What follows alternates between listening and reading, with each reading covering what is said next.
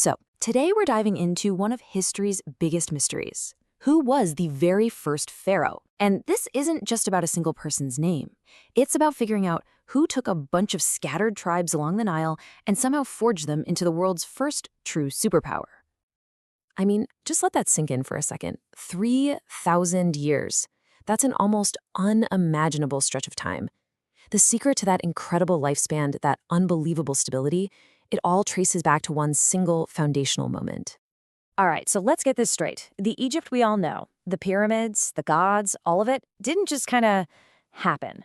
It was sparked into existence by one massive, game-changing event that went down around 3100 BCE, the Unification of Egypt. And this was so much more than just a military conquest. This was the birth of a brand new, radical idea, the nation-state. One huge territory, all under one government. Honestly, every single thing we associate with ancient Egypt, every pyramid, every hieroglyph, it all rests on the foundation that was built right here. For centuries, though, that was the big question mark. We knew what happened, but we didn't know exactly who did it. So you've got the ultimate historical whodunit, right? And to solve it, we first have to understand what the world looked like before the pharaohs even existed. Okay, so to crack this case, we've got to turn back the clock. Way back. Before the famous Double Crown, before the great capital city of Memphis, because before unification, Egypt wasn't one place. It was two completely different worlds, two rival cultures basically staring each other down across the Nile. Down south, you've got Upper Egypt. Think rugged valleys, a fierce warrior culture led by ambitious chieftains. Their symbol was that tall, distinctive white crown. Then, up north, you've got a totally different scene, Lower Egypt. This is the super fertile Nile Delta, a breadbasket of agricultural wealth, symbolized by the red crown. You've got warriors on one side, farmers on the other. Classic setup. Yeah, in these two worlds, they were absolutely on a collision course. Those warrior cultures from the south, based in places like Hyrcanpolis, they were getting stronger, getting more ambitious, and pushing north towards all that wealth in the delta. Conflict wasn't just likely, it was inevitable. The stage was set for a final, violent unification. So we have our two rivals. Who's the one who finally ends the fight and brings them together under one crown? Well, the answer to our 3,000-year-old mystery, it wasn't found in some dusty old scroll. It was hiding in plain sight, carved right into a single, amazing piece of stone. And this is it, the Narmer Palette, found right in that southern warrior capital of Hyrcanpolis. This is why archaeology is so unbelievably cool. This one artifact, it's the smoking gun of Egyptian history. It's the key that finally told us who the first pharaoh really was. Think of it like an ancient comic book, seriously. It tells a whole story. On one side, check it out, the king is wearing that tall white crown of the south. He's the boss. But then flip it over, and bam, there he is, wearing the red crown of the conquered north. He's even in that classic smiting pose, which is basically ancient speak for I won, decisively. But the real clincher, it's right at the top. Two little symbols, a catfish, which in ancient Egyptian is nar, and a chisel, which is myrrh. Put them together, and what do you get? Narmer.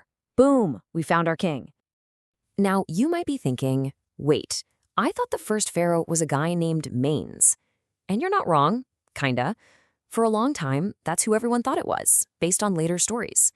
But today, most historians agree that Narmer was the real historical guy, the actual conqueror who over time became this legendary figure known as Menes. I mean, this quote right here just nails it. This palette isn't just a cool artifact.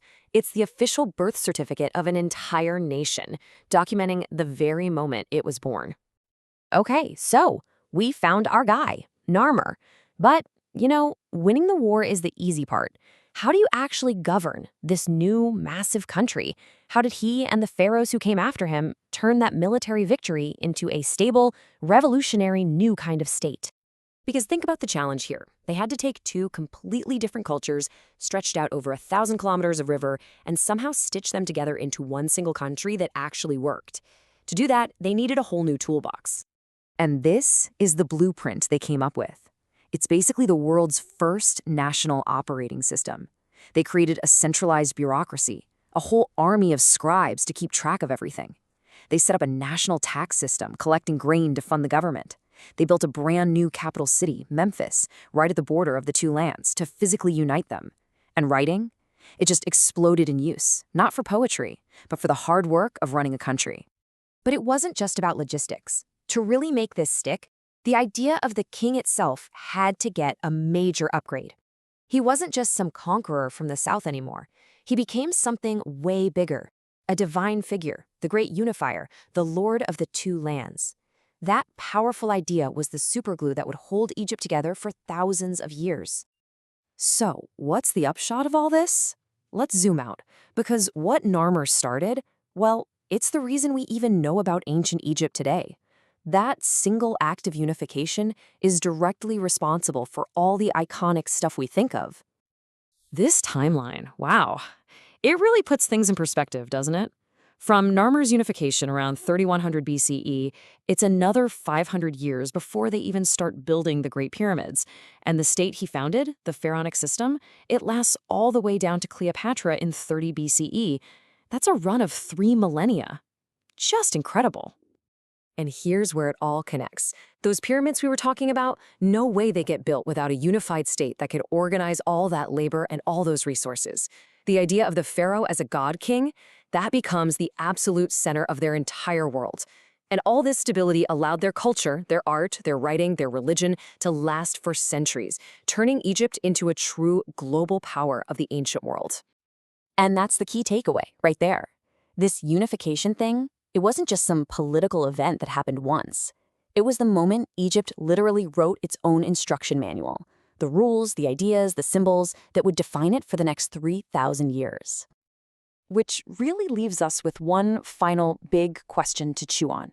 When we talk about things like a centralized government, a national identity, taxes, a capital city, these are all ideas that were first hammered out on a massive scale right here along the Nile 5,000 years ago. It really makes you wonder, doesn't it? How many of the basic building blocks of our own world actually got their start with the very first pharaoh?